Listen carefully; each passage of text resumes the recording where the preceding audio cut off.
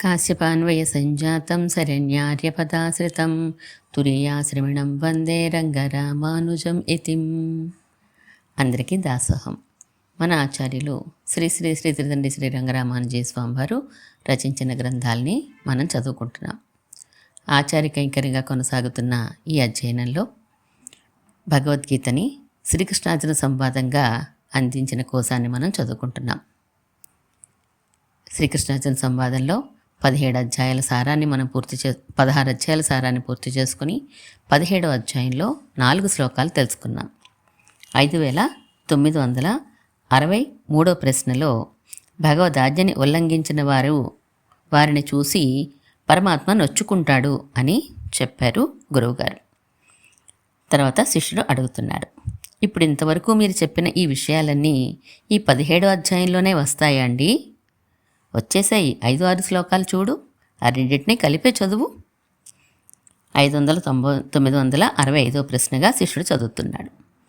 అశాస్త్రవిహితం ఘోరం తపస్యంతే ఏ తపోజనాః దంభాహంకార సంయుక్తాః కామరాగబలాన్వితాః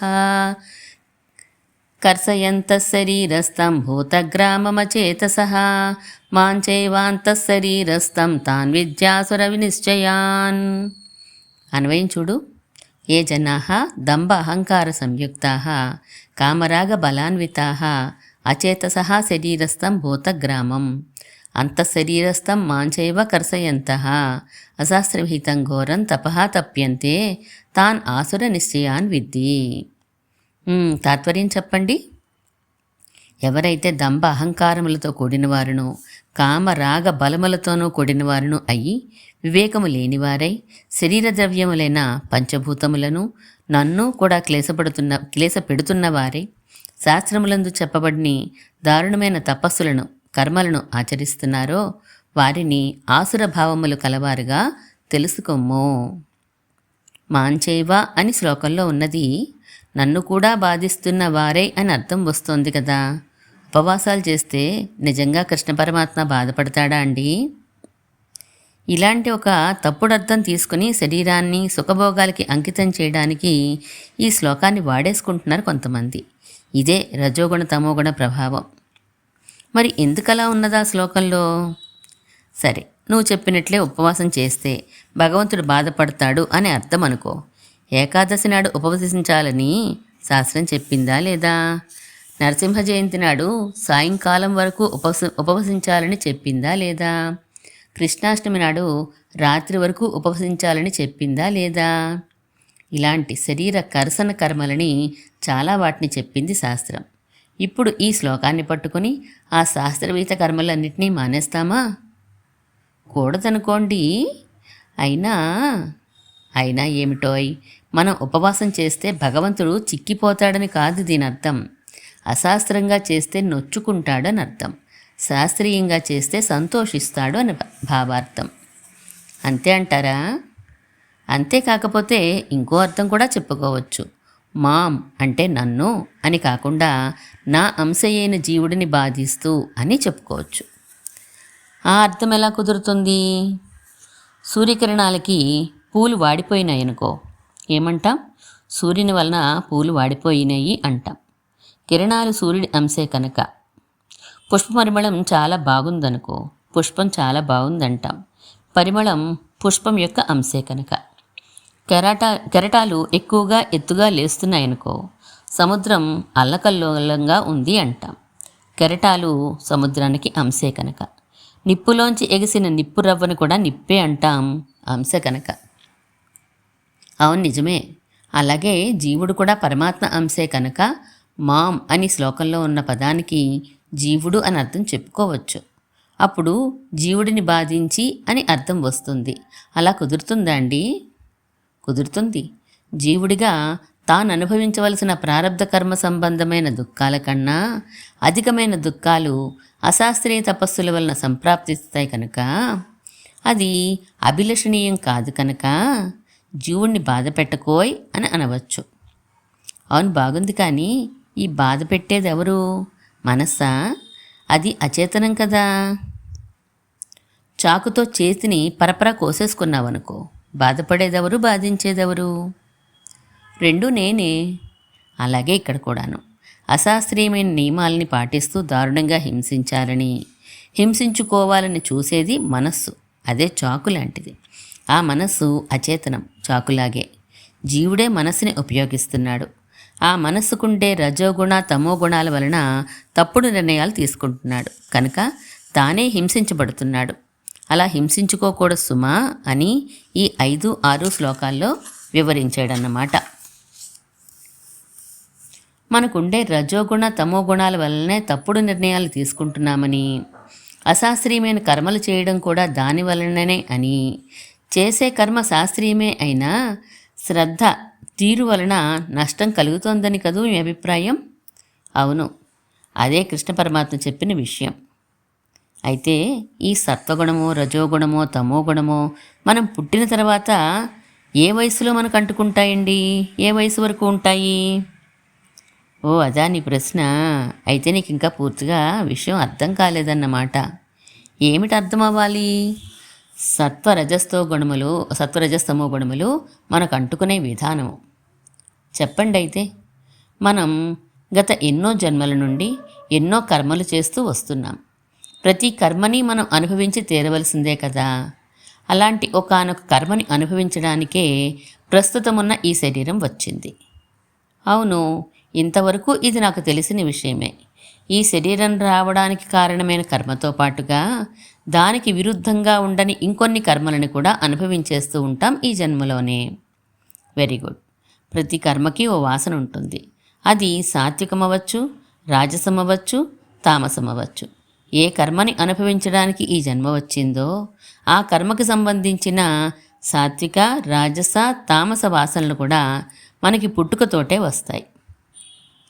ఓహో, అయితే మనం సాత్వికులమా, రాజసులమా, తామసులమా అనేది పుట్టుకతోనే నిర్ణయం అయిపోతుందన్నమాట. కొంతవరకు. మళ్ళా కొంతవరకు ఏంటండి? మన ఈ జన్మకి కారణమైన ప్రధాన కర్మతో పాటు ఇంకా కొన్ని కర్మల్ని కూడా అనుభవించేస్తూ ఉంటాంగా. వాటికి సత్వ రజస్తమో గుణ వాసనలు ఉంటాయిగా. అంటే ఒక కర్మల ప్యాకెట్ వచ్చినప్పుడు అందులో కొన్ని సాత్విక వాసనలు, కొన్ని రాజస వాసనలు, కొన్ని తామస వాసనలు కలిగిన కర్మలు అవ్వచ్చని చెప్తున్నారా? అవును. ఈ టోటల్లో ఏది ఎక్కువైతే ఆ గుణం కలిగిన వారిగా మనకి ముద్ర పడుతుంది. అది ఎలా మనకి తెలుస్తుంది? మన ప్రవర్తన, ఆలోచనలు, అలవాట్లు ఇవన్నీ ఆ గుణం మీదనే ఆధారపడతాయి. అలాగే ప్రవర్తిస్తూ ఉంటాం. ప్రాణం పోయే వరకు అంతేనా? అంతే. అయితే పుట్టుకతో వచ్చిన సాత్వికతో రాజసమో తామసమో మరి మారవన్నమాట. అలా కాదు, తప్పకుండా మనం మార్చుకోవచ్చు. మనకి భగవంతుడు ఆ అవకాశాన్ని ఇచ్చాడు. మరి కొంచెం స్పష్టంగా చెప్పండి. పుట్టుకతో వచ్చిన సత్వ రజస్తమో గుణాల మోతాదు అలాగే ఉండిపోదు. వాతావరణాన్ని అనుసరించి మారగలదు, ఆహారాన్ని అనుసరించి మారగలదు, విహారాన్ని అనుసరించి మారగలదు. వాతావరణాన్ని అనుసరించి అంటే ఉదయం ఒకలా, మధ్యాహ్నం ఒకలా, రాత్రి ఒకలా ఆ గుణాలు ఉద్రేకిస్తాయి. చలికాలంలో ఒకలా, వర్షాకాలంలో ఒకలా, వేసవికాలంలో ఒకలా ఉద్రేకిస్తాయి. శరీరం బాల్యావస్థలో ఉన్నప్పుడు ఒకలా, యవ్వనావస్థలో ఉన్నప్పుడు ఒకలా, వృద్ధాప్య దశలో ఒకలా ఉద్రేకిస్తాయి. దీనికి మనమేమీ చేయలేమా? చేయలేం, అనుభవించాల్సిందే. పుట్టుకతో వచ్చిన సత్వ రజస్తమో గుణాల పరిమాణాన్ని ఏమీ చేయలేం. వాతావరణ మార్పులు మన చేతిలో ఉండవు కనుక అవి ఆయా సమయాల్లో ఉద్రేకించడాన్ని ఏమీ చేయలేం. ఇంకెందుకు ఇవన్నీ చదువుకోవడం? ఇంతవరకు నువ్వు విన్నది 50%. ఆహార విహారాలు ఉన్నాయిగా, అవి మరో 50%. అంటే పుట్టుకతో వచ్చిన దానిని, వాతావరణం వలన మారే దానిని మనం ఏమీ మార్చలేకపోవచ్చును. కానీ మన ఆహారంలో మార్పులు చేసుకోవడం వలన, విహారంలో మార్పులు చేసుకోవడం వలన, భగవంతుడి సంకల్పం వలన చాలా మారిపోవచ్చు. భగవంతుడి సంకల్పం అంటే తల్లి గర్భంలోంచి బయటపడే సమయంలోనే ఎవరిని జనార్దనుడు చల్లగా చూస్తాడో వాడు ఖచ్చితంగా సాత్వికుడు అయి తీరుతాడు. జాయమానం హి పురుషం యం పశ్య జనార్దనః సాత్విక సతు విజ్ఞేయ సవై మోక్షార్థ చింతక అని ప్రసిద్ధే కదా. అంటే అలాంటివాడు ఏ గుణం అధికంగా ఉండి పుట్టినా సాత్వికుడై తీరవలసిందే అన్నమాట. ఆహా, తప్పనిసరిగా భగవంతుడు సత్యసంకల్పుడు కదా. తర్వాత మనం ఎవరెవరితో కలిసి ఎక్కువగా తిరుగుతూ ఉంటామో దానిని విహారం అని అంటారు. ఆయా వ్యక్తుల సత్వ రజస్తమో గుణాలు మన మీద ఖచ్చితంగా ప్రభావం చూపిస్తాయి. దాంతో మన సత్వ రజస్తమో గుణాల పరిమాణాలు మారిపోతాయి. అలాగా. ఇక అంతకంటే ముఖ్యమైన విషయం మనం తినే ఆహారం. ప్రతి ఆహార పదార్థానికి ఏదో ఒక గుణం పెచ్చడిల్లి ఉంటుంది. అది కడుపులోకి వెళ్ళిన కొద్దిసేపటికో లేదా మరునాటికో తన గుణాన్ని మనలో ప్రవేశపెట్టేస్తుంది. మనలో అంటే మన మనసులోనా? అవును, ఉపనిషత్తు చాలా స్పష్టంగా ఈ విషయాన్ని చెప్పింది. ఆహార శుద్ధి వలననే సత్వశుద్ధి కలుగుతుంది అని. సత్వశుద్ధి అంటే మానసిక శుద్ధి అని అర్థం. అయితే 4 రకాలుగా మన సత్వ రజస్తమో గుణాల పెరుగుదల తరుగుదల ఉంటాయన్నమాట. దేని ప్రభావం ఎంతెంతండి? పుట్టుకతో వచ్చిన దాని మీద ప్రభావాలా? అవును, దానిని మార్చలేం కదా. మార్చలేం, కానీ గర్భంలో ఉన్నప్పుడే మన తల్లిదండ్రులు తమ ప్రవర్తనని నియంత్రించుకుని ఉండగలిగితే పుట్టే సమయానికే సత్వ రజస్తమో గుణాల మార్పులు కొంతవరకు సాధ్యమే. ప్రహ్లాదుడు మొదలైన వారి విషయంలో లానా? అవును, పుట్టిన సమయంలో భగవంతుడు చల్లని చూపు ప్రసరించడం మన చేతిలో లేదు. వాతావరణ మార్పులు మన చేతిలో లేవు. కానీ విహారం వలన, ఆహారం వలన మాత్రం మనం చాలా పెద్ద మార్పులు తీసుకుని వచ్చేయవచ్చు. మన గుణాలలో ఇంచుమించు రివర్స్ అయిపోవచ్చు అనుకో. అబ్బో, మహాతామసుడు కూడా మహాసాత్వికుడైపోవచ్చా? చక్కగా అయిపోవచ్చు. మహాసాత్వికుడు కూడా మహాతామసుడైపోవచ్చు. అబ్బా, ఆశ్చర్యమే. ఆహార విహారాలు రెండు అంత ప్రభావాన్ని చూపిస్తాయన్నమాట. ఈ రెండింటిలో బలంగా మార్పులు తెచ్చేదేది? ఆహారమే. ఇదే విహారాన్ని కూడా ప్రభావితం చేయగలదు. అంటే విహారం వలన అంటే మనం ఎవరెవరితో కలిసి తిరుగుతున్నామో, ఎక్కువ కాలం గడుపుతున్నామో అనే విషయం మన ఆహారపు అలవాట్ల మీద ప్రభావాన్ని చూపిస్తుంది, సందేహం లేకుండా.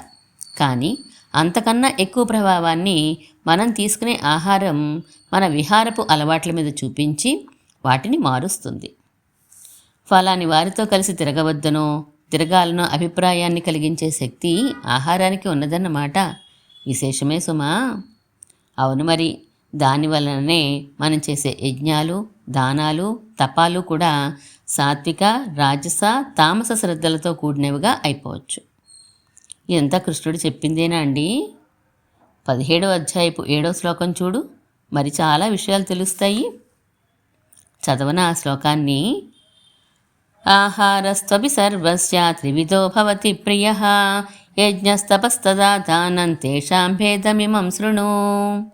అన్వయం విను. సర్వస్య తు ఆహారోపి త్రివిధః ప్రియః భవతి యజ్ఞః తపః దానంచ తథా తేషాం ఇమం భేదం శృణు. తాత్పర్యం చూడు, చెప్తున్నాను. సమస్త ప్రాణి సమూహమునకు ఆహారం సైతం 3 విభాగాలుగా ఇష్టమవుతుంది. అలాగే యజ్ఞం, దానం, తపం కూడా 3 విధాలుగా ఉంటాయి. ఆ భేదాలేంటో చెప్తాను విను. అయితే ఇక ముందు కృష్ణుడు ఏం చెప్పబోతున్నాడు? ఆహారం గురించా, యజ్ఞం గురించా, దానం గురించా, తపస్సు గురించా? అన్నింటి గురించి వరుసగా వివరించబోతారు. సత్వరజస్తమో గుణాల వలన ఈ 4 ఉండే భేదాల్ని చెప్పబోతున్నారు. అంతటితో ఈ అధ్యాయం ముగుస్తుంది. ఈ 4 ఏది ముఖ్యం? అన్నీ అవసరమైనవే అయినా యజ్ఞము, దానము, తపస్సు జరగాలంటే ఆహారం ఉండి తీరాల్సిందే కదా. అందుచేత ఆహారమే ముఖ్యం. దీనిని అనుసరించే యజ్ఞ, దాన, తపస్సులు నడుస్తాయి కూడా. ఆహారము, విహారము అని 2 చెప్పారు మీరు. అవును, విహారములో యజ్ఞ, దాన, తపస్సులు అంతర్భవిస్తాయి. విహారం వలన ఎవరెవరితో కలిసి తిరుగుతున్నామో, వసిస్తున్నామో, భాషిస్తున్నామో వారి వలన ఆహారము ప్రభావితం అవ్వచ్చు. ఆహారం వలన విహారము ప్రభావితం అవ్వచ్చు. మీరు చెప్పేది బాగానే ఉన్నా లింక్ ఏదో మిస్ అవుతున్నట్లు అనిపిస్తోంది నాకు. చెప్పు, పర్వాలేదు. ఆహారము, విహారము అనేవి అయినా లేదా మీరు ఇప్పుడు చెప్పిన యజ్ఞ దాన తపస్సులైనా లౌకిక విషయాలు కదా, ఈ విషయాలతో పారమార్థిక విషయాలకి సంబంధం ఎలా? ఇంకా ఆత్మ అప్రాకృతం అన్నారు, శరీరం మనస్సు ప్రాకృతాలు అన్నారు. ప్రాకృతమైనది అప్రాకృతాన్ని ఎలా ప్రభావితం చేస్తుంది? సరే, ఇంకా అడుగు. మోక్షం, అపరిమిత ఆనందం, భగవంతుని చేరుకోవడం, ఇవన్నీ పారమార్థిక విషయాలు. ఆహారం, యజ్ఞదాన తపస్సులు, ఇవన్నీ బొత్తిగా లౌకిక విషయాలు. ఇంకా నా మనసు శుద్ధంగా ఉన్నప్పుడు శరీరం ఎలా ఉంటేనేం, ఎక్కడ తిరిగితేనేం, ఏం తింటేనేం, ఏం చేస్తేనేం. ఇంకా ఆంజనేయ స్వామి సీతాదేవిని వెతకడానికి స్త్రీల మధ్య తిరిగాడు. అప్పుడు ఆయన నా మనసు శుద్ధంగా ఉన్నది కనుక ఇలా తిరగడంలో తప్పేమున్నది అన్నాడు కదా. ఉదాహరణ కూడా దొరికిందా నీకు? ఇంకా అడుగు. శారీరకంగా ఏం సుఖాలైనా అనుభవించవచ్చు మనసు శుద్ధంగా ఉంటే అని నా అభిప్రాయం. బాగుంది నీ అభిప్రాయం. ఇష్టం వచ్చినట్లు తిరగవచ్చు, తినవచ్చు, కానీ మనసులో ఆత్మ విషయాన్నో భగవంతుడి విషయాన్నో దృఢంగా భావిస్తూ ఉంటే చాలు అని కదూ నీ ఉద్దేశం? అవును. చూడబ్బాయి, ఆత్మ, పరమాత్మ, మోక్షం వగైరాలన్నీ ఉన్నాయని నీకు ఎవరు చెప్పారు? నువ్వు చూడలేదు కదా వాటిని. వేదం చెప్పింది, ఉపనిషత్తులు చెప్పాయి, వాటిని నేను నమ్ముతున్నాను. మరి అవే ఉపనిషత్తులు స్వేచ్ఛగా ఆహార స్వీకారం నిషేధించాయని తెలుసుకో, స్వేచ్ఛా విహారాన్ని అంగీకరించలేదని తెలుసుకో. అంటే ఆత్మ గురించిన చింతన సమయంలోనో పరమాత్మ గురించిన భావనలోని పారవస్యం వలననో ఆహార విహారాల్లో 1-2 లోపాలు వచ్చినా పర్వాలేదు, కానీ ఇష్టం వచ్చిన విధంగా తిని తిరుగుతూ నేను ధ్యానంలో ఉన్నానని తనని తాను మోసం చేసుకోవడం కుదరదు, వేదం అంగీకరించదు. ఇంకొంచెం వివరంగా చెప్పండి. ఓ గురువుగారి దగ్గర కొంతమంది శిష్యులు ఉన్నారట. అందరినీ గురువుగారు సంధ్యావందనం ఆరాధన చేసుకుని రండిరా, పాఠం చెప్తాను అన్నారట. ఒక శిష్యుడు బద్ధకం వలన, గురువుగారు ఆత్మ శుద్ధంగా ఉంటే చాలు కదండి, ఈ శారీరకమైన కర్మల అనవసరం కదండి అని అన్నాడట. ఇదేదో నా మీద చెప్పబోతున్నారు. సరే, గురువుగారు సరే అని ఊరుకున్నారు. పాఠం అయిన తర్వాత లడ్డూలు బూరెలతో ఆశ్రమానికి ఎవరో పంపిన విందు భోజనం శిష్యులందరికీ వడ్డిస్తూ ఈ శిష్యుడికి మాత్రం మామూలు భోజనం పెట్టారట గురువుగారు. అప్పుడు ఏమైంది? ఆ శిష్యుడు అడిగాడు, నాకు లడ్డూలు ఇవ్వలేదండి అని.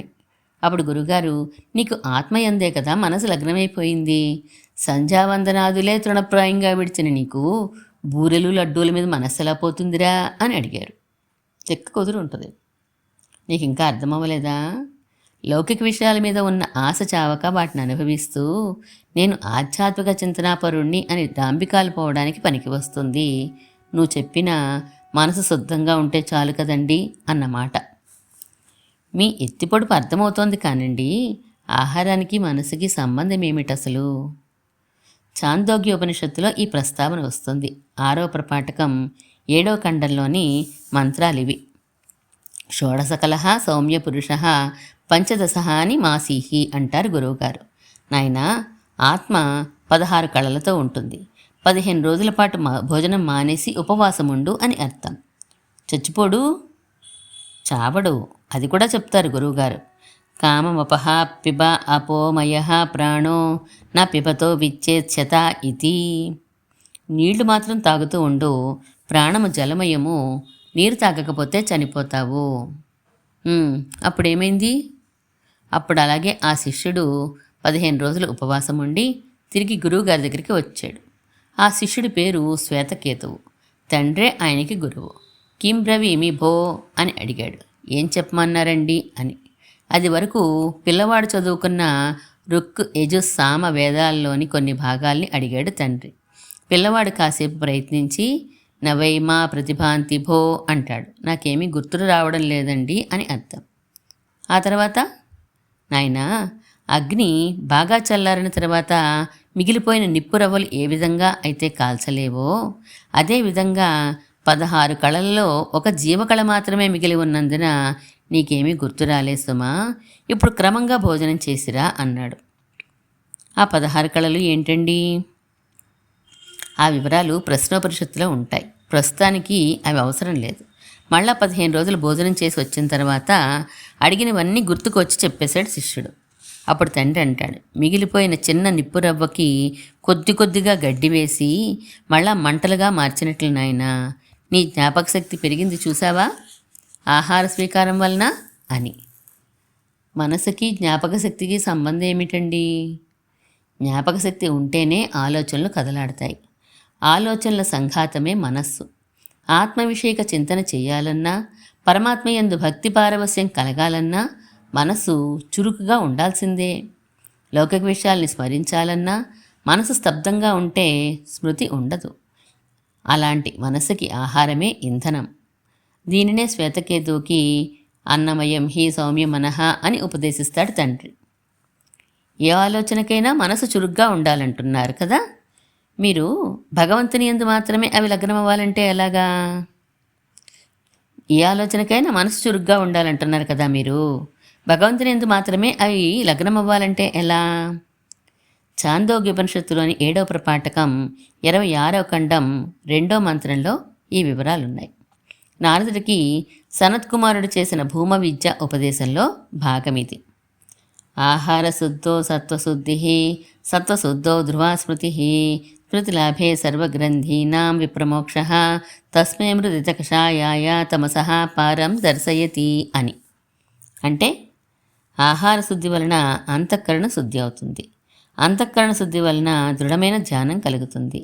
ఆ ధ్యానం వలన అజ్ఞాన గ్రంథులన్నీ విడిపోతాయి, దోషములన్నీ తొలగిపోతాయి, తమస్సంతా పోతుంది. అంటే సంసార బంధాలు విడి మోక్షానికి యోగ్యత కలుగుతుంది అని అర్థం. ఏ విషయం మీద ధ్యానం కలుగుతుంది? ఏది మన జీవితాలకి పరమ ప్రయోజనమో దాని మీద కలుగుతుంది. భూమ విద్య బ్రహ్మ విద్యల్లో ఒకటి, భగవత్ ప్రాప్తిని శాశ్వతంగా కలిగించేది. ఆహారం ఎంత ముఖ్యమో కొంతవరకు అర్థమైంది. కానండి, తిన్నదానిలో అవసరం లేనిదంతా మలంగా పోతుందని, మిగిలినది రక్తంలో కలిసిపోయి మనకు బోలెడు క్యాలరీల శక్తినిస్తుందని సైన్స్లో చదువుకున్నాం. కానీ మీరు చెప్పేది క్యాలరీలు శరీరంలో అన్ని భాగాలకి వెళ్ళడమే కాక బ్రెయిన్కి కూడా అందుతాయి కదా. ఉపనిషత్తు కూడా దాన్ని ఒప్పుకుంటుందా? దాని భాషలో స్పష్టంగా వివరిస్తుంది. ఆ చాందోగ్యోపనిషత్తులోనే 6వ ప్రపాఠకం 5వ ఖండంలోని మొదటి మంత్రం ఇలా చెప్తుంది. అన్నం అసితత్రేధా విధీయతే తస్యః స్తవిష్టో ధాతుః తత్పురీషం భవతి, యో మధ్యమః తన్మాంసం, యో అనిష్టః తన్మనః. అంటే ఏంటండి? మనం తినే ఆహారం 3 భాగాలుగా అవుతుంది. అందులో స్థూల భాగం మలంగా మారి బయటికి పోతుంది, మధ్యమ భాగం మాంసంగా కండరాలుగా మారుతుంది, అత్యంత సూక్ష్మ భాగం మనస్సుగా మారుతుంది అని అర్థం. ఈ చిత్రమే ఎలా అంటారు? 6వ ఖండంలో ఉదాహరణ కూడా ఇచ్చారు. దద్నః సౌమ్య మధ్యమానన్ మానస్య యో అణిమా స ఊర్ధ్వః సముదీశతి తత్ సర్పిర్భవతి, ఏవమేవ ఖలు సౌమ్య అన్నస్య. అంటే అర్థం చెప్పండి నాయనా. పెరుగు చిలికిన మజ్జిగలో సూక్ష్మభాగము మీగడ వలె పైకి వచ్చి తేలుతుంది కదా. అదేవిధంగా అన్నం యొక్క అత్యంత సూక్ష్మ విభాగం మనస్సుగా మారుతుంది. మనస్సుగా మారడం ఏమిటి? అప్పటికే మనసు ఉన్నదిగా. మనస్సు అంటే ఆలోచనల సంఘాతం కదా. అన్నపు సూక్ష్మభాగం భిన్న భిన్నమైన ఆలోచనల్ని కలిగిస్తుందని భావం అన్నమాట. అన్నం అంటే వరి అన్నం అని మాత్రమే కాదు, పప్పులు, ఉప్పులు, నూనెలు, నేతులు, పాలు, పెరుగులు, చేపలు, మాంసం, కూరలు, దుంపలు వగైరా తినే పదార్థాలన్నింటినీ కలిపే అన్నం అంటున్నాం. ఆహారము అని అర్థం. త్రాగే నీళ్ళు అది చెప్పారు 2వ మంత్రంలో, జిడ్డు చెప్పారు 3వ మంత్రంలో. జిడ్డేంటి? నేతులు, నూనెలు కూడా ఆహారంలో తీసుకుంటాం కదా, వాటి విషయం. అవి ఎలా మారుతాయి? యస్తవిష్టో ధాతుః తతస్తి భవతి, యో మధ్యమః స మజ్జ, యో అనిష్టః స వాక్ అన్నారు. అంటే తీసుకున్న జిడ్డు పదార్థాల్లో స్థూల భాగం ఎముకలుగా అవుతుంది, మధ్యమ భాగం మజ్జ ఎముక మూలుగులో ఉండే జిగురు లాంటి భాగంగా మారుతుంది, అత్యంత సూక్ష్మ భాగం వాగింద్రియంగా మారుతుంది. వాగింద్రియమా అంటే మాట్లాడే మాటల ఇంద్రియమా? అవును. మాట స్పష్టంగా స్వచ్ఛంగా అన్ని అక్షరాలని చక్కగా పలకాలంటే నెయ్యి పడాలి అన్నంలో. ఓహో, అందుక పప్పు నెయ్యి అలవాటుగా తినేవారి మాటలు వేదోచ్చారణకి అనువుగా ఉంటాయంటారు. అవును, అక్షరాల ఒత్తులన్నీ పలకగలగడం, శ్లోకాలు చక్కగా చదవగలగడం, మాట మృదువుగా వినసొంపుగా ఉండడం, ఇవన్నీ నేతి వల్లనే వస్తాయి. నూనె కూడా పర్వాలేదు, కానీ నెయ్యి అంత ప్రభావం ఉండదు. ఆ నూనెల్లో కూడా నువ్వులు, వేరుశనగలు, కొబ్బరి నుండి వచ్చే నూనెలే కాస్త నయం. మిగిలిన నూనెలన్నీ స, ష, స అక్షరాలను కూడా సరిగ్గా పలకనివ్వవు. అంటే శ్రీరాములు అనవలసిన చోట శ్రీరాములు అని, విషము అనవలసిన చోట విషము అని, చచ్చిపోయినాం అనవలసిన చోట చచ్చిపోయినాం అని, ఇలాంటి అపభ్రంశపు మాటలు జిడ్డు పదార్థాల వాడకంలో వచ్చే తేడాల వల్ల వస్తాయి. నెయ్యి వాడకం అంటే మాటని ఇంప్రూవ్ చేసుకోవడం అన్నమాట. మరి ఒళ్ళొచ్చేస్తే ఎక్సర్సైజ్ చెయ్యి, పోతుంది. బాగుంది సలహా. సరే, నీళ్ల వాడకంలో కూడా తేడా ఉంటుందా? అది చెప్పింది ఉపనిషత్తు. తాసాం యః స్తవిష్టో ధాతు తన్మూత్రం భవతి, యో మధ్యమః తల్లోహితం, యో అనిష్టః స ప్రాణః. అంటే జలము యొక్క అత్యంత స్థూల భాగం మూత్రం అవుతుంది, మధ్యమ భాగం రక్తంగా మారుతుంది, సూక్ష్మ భాగం ప్రాణం అవుతుంది. జలం అంటే ద్రవ పదార్థములు అని అర్థం. ఓహో, మొత్తం మీద అన్నపు సూక్ష్మభాగం మనస్సుగాను, నీటి సూక్ష్మభాగం ప్రాణంగాను, నేతి సూక్ష్మభాగం వాక్కుగాను మారుతుందన్నమాట. అవును, దానినే ఉపనిషత్తులో అన్నమయం హి సౌమ్య మనః ఆపోమయ ప్రాణ తేజోమయి వాక్ అని చెప్పారు. అయితే ఆధ్యాత్మిక చింతనాపరులు ఏం తిన్నా ఏం తాగినా జాగ్రత్త పడవలసిందే అన్నమాట. అవును, స్వేచ్ఛగా దేనిని పడితే దానిని తినేయడం, ఉజ్జీవించాలి అని అనుకునే వారికి కుదరదు. అంతేకాదు, ఎప్పుడు పడితే అప్పుడు తినడము పనికిరాదు, ఎక్కడ పడితే అక్కడ తినడం అంతకన్నా పనికిరాదు. బాబోయ్, అందుకేనా పూర్వం రోజుల్లో కొంతమంది సంప్రదాయపరులు ఇంకొకళ్ళ ఇళ్లలో కానీ హోటల్లో కానీ తినేవారు కాదు, తామే వండుకునేవారు కూడా. ఇప్పటికీ కొద్దిమంది అలా చేస్తున్నారు. కానీ వేదం మీద విశ్వాసం తగ్గిపోయిన వారు, విశ్వాసం ఉన్నట్లు బయటికి నటిస్తున్నా అపార్థాలు చెప్పేవారు, అపార్థాలు చెప్పకపోయినా మరెలా కుదురుతుంది అని సాగదీసి సమర్థించుకునేవారు స్వేచ్ఛగా అన్నింటినీ భుజించేస్తున్నారు. దేన్ని తినవచ్చు, దేనిని అస్సలు తినకూడదు అనే విభాగం ఏమైనా ఉన్నదా శాస్త్రంలో? అవే నాయనా ఇప్పుడు మనం చెప్పుకోబోయే 8, 9, 10 శ్లోకాలు అని గురువుగారు తర్వాత విషయాలు చెప్పడానికి సిద్ధపడుతున్నారు. అవేమిటో మనం రేపు తెలుసుకుందాం. ఈరోజు 6050 ప్రశ్నల వరకు మనం చదువుకున్నాం. భగవద్గీతలో 17వ అధ్యాయంలో 7 శ్లోకాల వరకు మనం చదువుకున్నాం. శ్రీమన్మహాభూతపురే శ్రీమత్కేశవ యజ్వరః కాంతిమత్యాం ప్రసూతాయ ఇది రాజాయ మంగళం.